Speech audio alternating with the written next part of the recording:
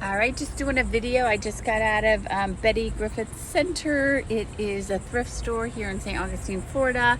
I took a load there to drop off to donate and decided to pop in and just see what was going on. Their board games are only $2, all of them. So I went a little crazy. I got so many, and then I've got some small games here. So it's my first board game haul, so I'm excited to go home and open them up and see how I can use these at school and therapy. So they were $2 each, so I paid $20.24 total for 2 bags full of games, which I think this game in itself, I know I've seen this at Target. We'll look up the price, brand new. I know I've seen this game by itself, and I'm sure it's probably around $20 by itself. So I'm excited. Some of these games I have not seen before, so I don't even know.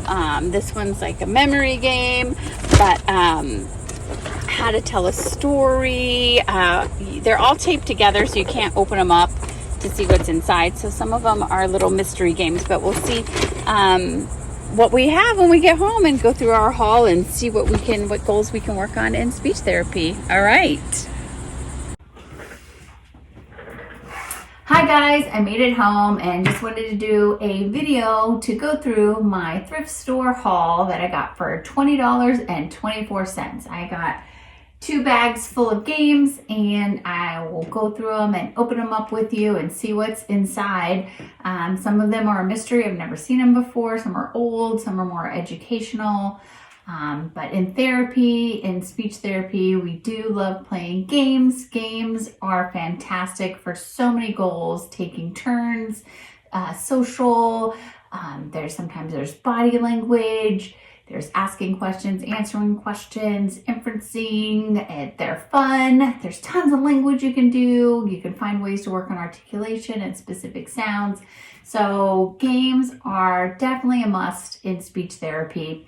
And I am off work during the summer, and one of the things I do like to do is go to thrift stores to see what therapy materials I can find on the cheap, because therapy materials are expensive. And I work in an elementary school. I work with preschool through 5th grade, so I have a lot of different ages I have to work with, and also a lot of different goals. We work on stuttering fluency, pragmatics, which are social skills, social communication, articulation, making sounds correctly, all kinds of language. And so let's not hesitate. Let's get started. So we will start by this big bag, which the thrift store gave me. It's a nice IKEA shopping bag. And we'll see what's in here. So you get to explore it with me.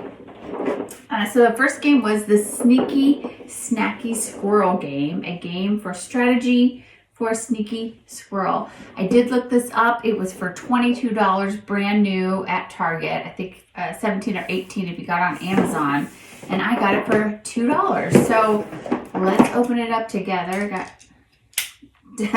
only with adult supervision. Use a knife. Let's open this baby up to see if it has all the parts. So it says it is for ages 3 years and up. So this should be perfect for preschoolers.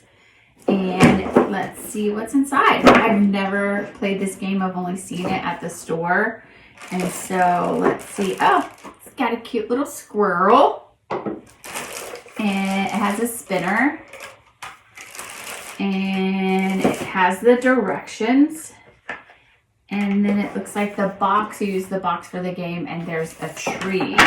So as long as it's got the instructions, so you spin, and if you get a 1, you get an acorn from the tree. A 2, you get 2 acorns.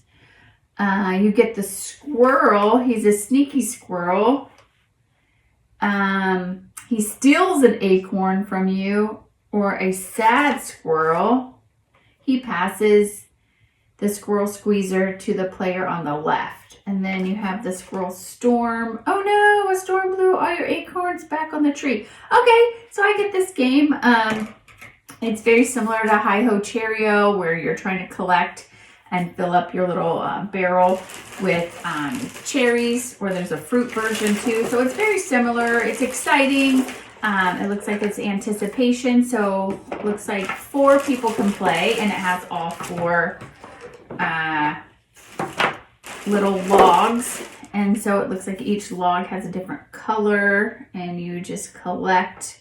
I probably won't be as stickler about matching the colors, but if you do have preschool, you can match the colors and then use that to make phrases. So I'm guessing, without reading the instructions really thoroughly, you spread the acorns out in the tree, and then each person gets a little log. Sometimes I play with the kids and I take my own turn so I can provide examples and models and demonstrate.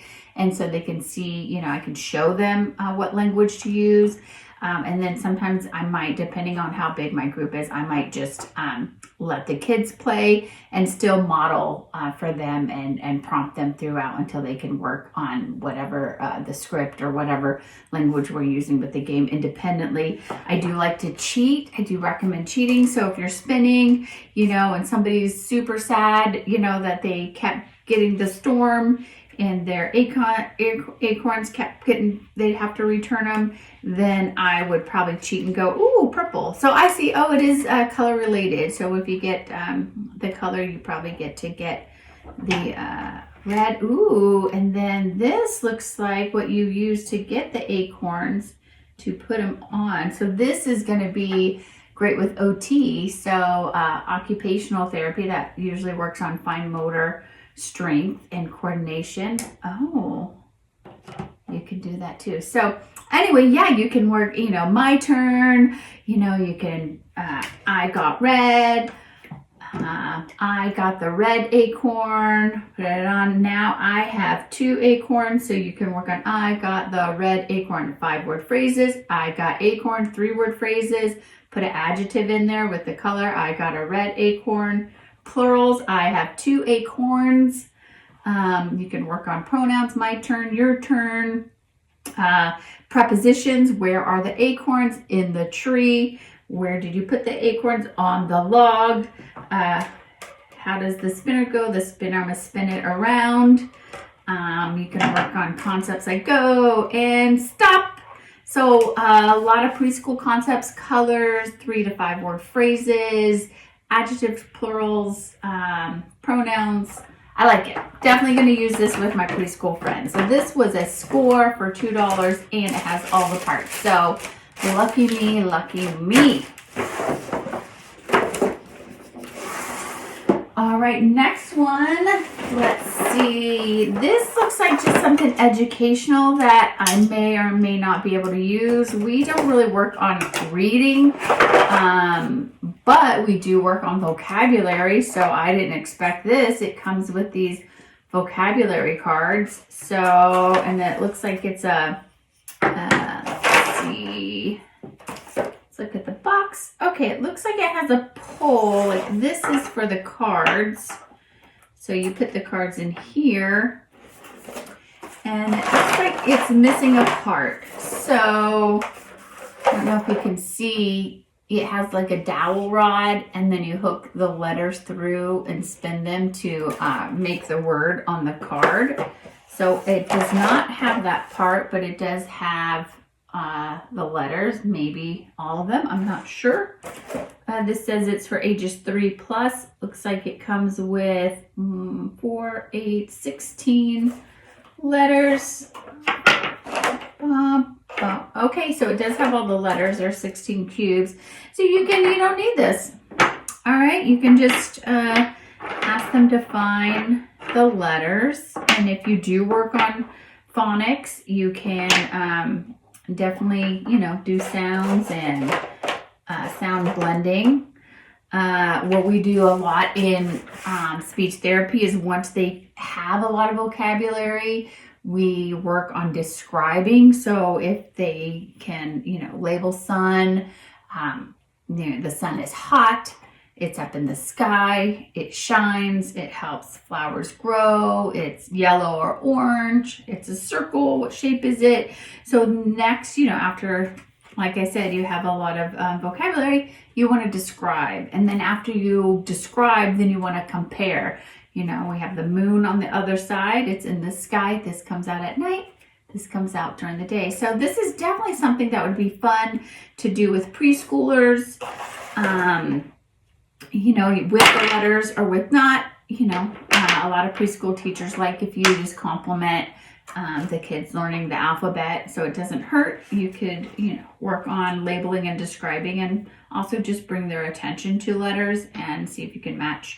You know, you find a letter, you find a letter, you find a letter, to make it more turn taking.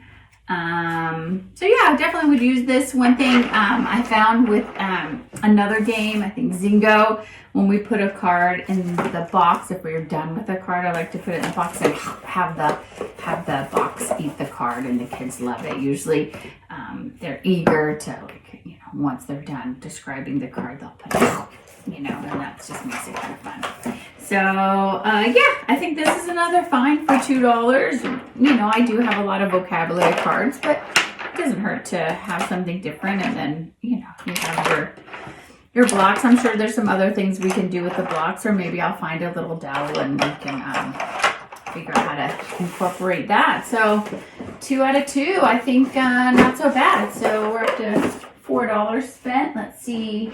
This one I was interested in because we do work on, I know in Kinder First Second, sequencing events, being creative with the story, answering questions about a story. In Kinder and First, they work a lot on character setting.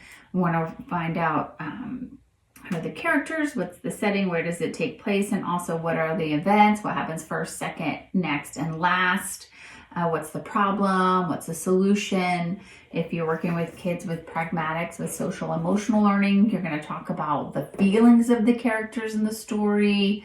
You know, how did they feel? Why did they feel that way? Tons of WH questions and why questions. So without even opening this yet, my mind is flooded with all kinds of things I could do with my Kinder First and Second graders if it has to do with helping them create a story. But we don't even know what's in this box yet, so let's see. Oh, okay. Oh, and there we go. So this is interesting. So it has a book, 1 book and 20 story blocks. Ooh, so let's see. It is a lot to read. So it looks like it has all kinds of instructions and different ways to play, beginning, end. It definitely breaks down the blocks to parts of speech. I see nouns. It has ideas for different games.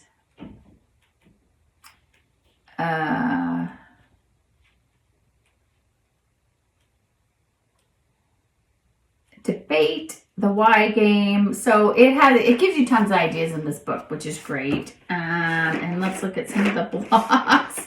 They're really great pictures. It has like a mad little squirrel, has a man boxing a kangaroo.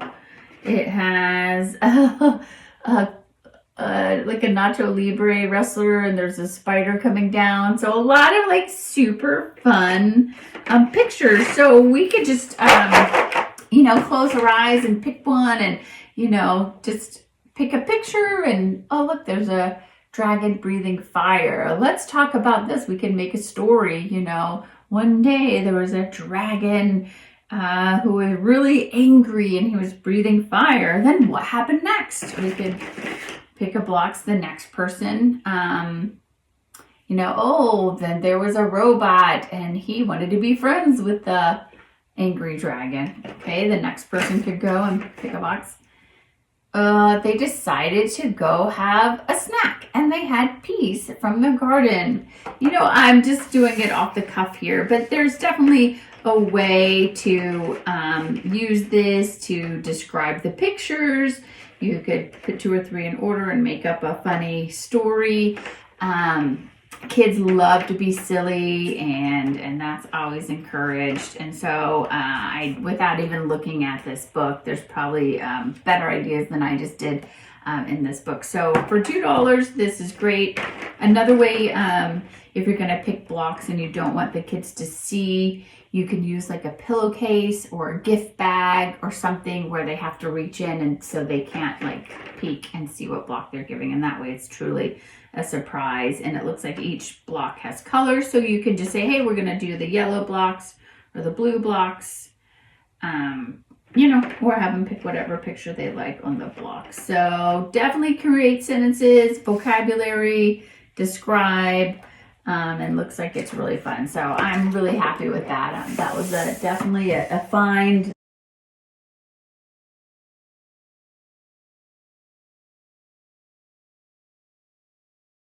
That I have never seen before. This was another one. All the kids love superheroes. This is Marvel, and it's I Can Do That, and I automatically, you know, looked at the back, and this one is definitely about following directions. So this would be another kind of OT, occupational therapy, but we also work on following directions. And with following directions, you're doing body parts, you're doing prepositions, in, on, under, over, behind, front, and so let's just see age-wise. It says ages 4 plus, 2 or more players, and it looks like it has some things that need to come with it in order to play the game. Let's see, objects included. We'll see if all the objects are included. So has this little hoopty-doopty. Ooh, I think one of these are missing because I think this goes in here. And there's another one and you step over it or roll something under it. So it has this little cube, and I think you blow it up. It's a cube. I don't know if I want to put my mouth on it, but we'll see. Has little Thor hammer, fun. Has this weird, I'm not a Marvel fan, so I don't know who that guy is. Captain America's shield. A spider web. And it has a bunch of cards, and it does have the directions. So yes, it looks like there is one of the base pieces missing, which is the risk you take when you get things from a thrift store. But it has, and it's missing a ball, which I could definitely replace the ball. So looks like it has 1 step, 2, and 3. Oh, okay. It's not 1, 2, and 3 steps. It's just 1, 2, 3. So you could do, it looks like you separate the cards and you pick number 1, slide under the portal with the cosmic cube on your head. Well, that seems impossible to do, but I guess you could hold it. So this seems fun if you have a big classroom or have room in your house. You could set this up, and it's anticipatory. You could play this with kids that can't read because it does have pictures. And then you can ask where questions. Where are you going to go? Under the portal. What questions? What are you going to have? I will have the cosmic cube or blue cube. Where are you going to put it? On your head. And so that's kind of fun. Location words, WH questions. Being active if you have kids that, you know, maybe a little ADD, a little busybody, you can definitely use this to keep them up and active and give them a break from sitting all day. All these kids, these young kids have to sit a long time, so it is kind of a reprieve and a break to come to speech, to get to move, to get to talk, to get to, you know, have fun and break up their day and do something. So I love this game. Definitely following directions, WH questions, prepositions, and I'm sure there's a lot more turn taking, focusing. So I love it. And this video is getting long, so I'm gonna do one more game, and then I'll break it up and do a part 2 because this is a lot to little cute, a little axe. So this is definitely something super cool. Another great find for $2. Definitely something we can do in therapy. All right, the next game. This was another one I hadn't thought of. Oozle. My Noozle. Oozle.com. So I'll have to look up all these games to see what they're going for. So this says ages 4+. So this is perfect for elementary. Seems I can do it with preschoolers. And to tell you what, being a speech therapist at an elementary school, I have games. I thought, oh, I'm just gonna do it with my preschoolers. And I'll tell you what, the older kids love games and they love things that I thought they would find boring. But you can definitely figure out how to either use some of these with the older kids or have it as a reward. Okay, we're gonna do, you know, this inferencing worksheet or read this paragraph and answer questions. Then you have 5 minutes at the end to do a silly fun game, and the kids will work hard for that little 5-minute reward at the end. And a lot of these games look like they could be done real quickly. So so it does have instructions, and it looks like there's cards. And okay. Oh, there was a cup game I saw that I forgot to get. I remember. So it looks like I did it upside down. So there's cards, and it looks like there's different levels. Level 1, level 2. We like levels. Let's start off easy, and level 3. Oh, 3 levels. Okay, so there are blocks. Okay, so I'm guessing you can play as many players as you like. Each player needs their own set of blocks. Okay, so I guess the numbers are, number 2, you get all the 2s. And what I'm guessing is level 1, there's a pattern, and then you just take your blocks. These are all 2s to see who can match the pattern. Ooh, this is, oh wow, this is probably hard for me. So I need greeny and purple, greeny and purple, greeny and purple, greeny, and I'm just gonna have to play around. Oh, that's 5. And see, this is 4, ages 4+. I don't think so. So it looks like you get a card and then you race to see who can arrange your blocks in that pattern. And this, I don't know. I'm gonna have to, ages 4+. Okay, well, we'll look into this one. I don't know if this is going to be a good match. We'll see if I can figure out how to play, and then we'll take it from there. But so far, not so good. I thought I could figure out it easily, but a little bit harder than I thought. So we'll come back to this one. So that's all I did. 1, 2, 3, 4 games. I think 3 of them are definitely a definite for speech therapy. I don't know how there would be a lot of talking and communicating with this. This is more for like problem solving, matching. This could be an OT. I do have games that I find are a little bit more focused on occupational therapy that I'll just give to the occupational therapist, or the psychologist, or something else where, if they need something to help kids focus or stay busy, or hand manipulation, this might be a better fit for OT than speech. So yeah, there you have it. I'll do a part 2 and go through some more of the games. I'll try to keep the videos around no more than 25 minutes, because who has that kind of time these days? But anyway, thanks for watching, and I'll do part 2.